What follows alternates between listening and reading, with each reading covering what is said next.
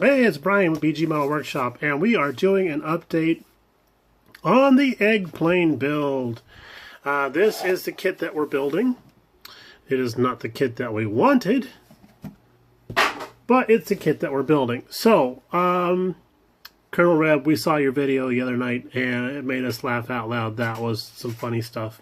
Thank you for that. Here's the deal. We need to get this kind of finished up and done because we got to leave town here in a few days. We lost a family member, Mrs. BG. Her grandmother passed away over the weekend, and we're going to have to head out for services and all that kind of stuff. But it's good. It's okay. We're going to be with the Mrs. BG's mom and her siblings and stuff, during that time. So let's get on to something a little more upbeat than that. So the egg plane. Now we showed you how we got it all cracked and cut up before in the past video.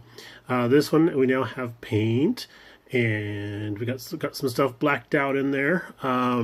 This is actually a decal that they provide for the 20mm cannon in front. I thought I was going to have to drill that out, but I was very happy to find out there's actually decal for that. There is two different sets of decals for the kit. One has these really cool looking red stars, and the other one had a red star with a green dot in the center. Someone had written in and said that was quite possibly the Hungarian version of this. You can check us on that, but that would be kind of cool though. But I didn't want to do a Hungarian one that was all busted up and everything. So we did there was a 21 and a 15. I like the 15 because it went with these decals. The 21 I think has a green outline that goes with the green dot, blah blah blah. But for aesthetics, I thought this looked cooler. I just love the fact, I know that the real plane is supposed to have these markings, but because it's an egg plane and everything's abbreviated, I like the fact that we have this big red star here, just in case you don't see that little one right there. But, you know, it is what it is, right? We got our bullet holes. We got a little bit of a puncture there. And then this is where the antenna is supposed to go. So we're going to, it's a fiddly bit. So we're going to wait until we're done manhandling this thing. We did do our interior paint up, which is we got interior decals as well taken care of. But we did a super dark green on the inside there. And we're just not getting light in there in the right place at all. I don't know if you can make that out or not, but yeah, it's in there. It's got some dark green in there.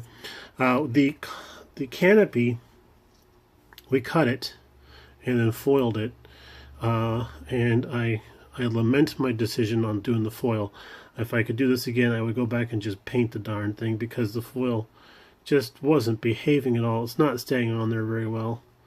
So it is what it is. Here's the rear part of it. Now we cut it to make it look like somebody had ejected out of the plane. I don't know what a MiG's supposed to look like with an ejection canopy. I'm not even sure if a MiG actually has an ejector seat. I mean, you know, who knows? But the thing that we've been sweating over is the base. And I finally found a chunk of wood that I liked for the base, and it's being it's curing right now. I've sanded it, stained it, put its first coat of varnish on there. So we've moved on to the egg yolk. We did the egg yolk, and we took a googly eye. I got my eye on you, boy. Took a googly eye and then painted it yellow. So now we have the perfect egg yolk.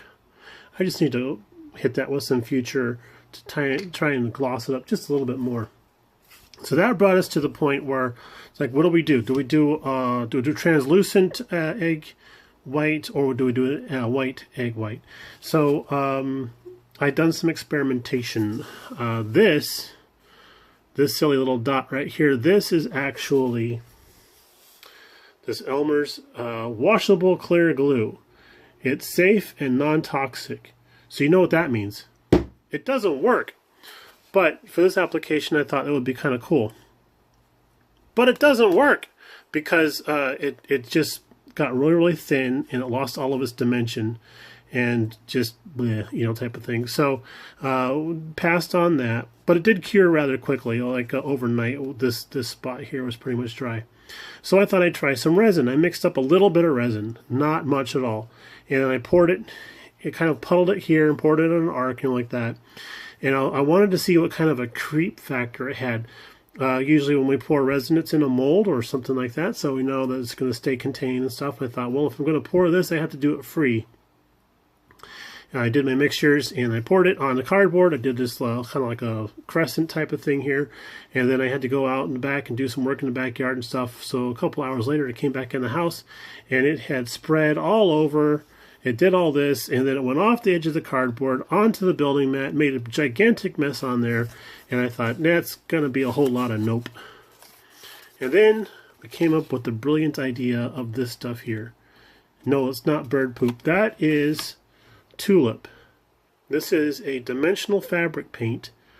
If we're not aware of this out there in the world, a lot of us use this, as do I, use this as actual use for filling in seams and stuff like that, because it does shrink a little bit, but not much. And if it's a deal where you don't want to put putty in there, you just want to fill a gap or a hole, you just squirt a little bit of this in there, let it cure up. It's actually an acrylic product, so it will take a lot of different types of paints without reacting with it at all. And I've had this bottle for 4 years, I think. And I think I used up the last of this bottle on this bit here. But look at that. It dried solid. It's definitely solid. It stays dimensional as it says on the label. It likes to be blurry apparently, but it has just the right consistency, and it doesn't creep, it doesn't spread, it stays right where you put it. It does shrink a little bit, so it was a higher mound than this. That's fine, I can live with that. And I think it's just going to be the right type of deal for that. So I think we've finally figured out how we're doing that. So we're going to mount the egg plane in its crash position with all of its bits, and you can't see it. Now you can see it. So we're going to mount the egg plane with all of its bits on some sort of desert-style terrain. So scorching, we'll do some scorching around the crack areas here and there.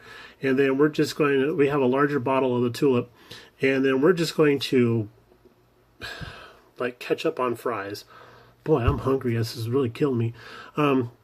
Ketchup on fries all over the place, and then go back and then lick and stick our egg yolk. And I think it's going to have the look, the texture, probably not the flavor, but everything we're looking for the egg yolk.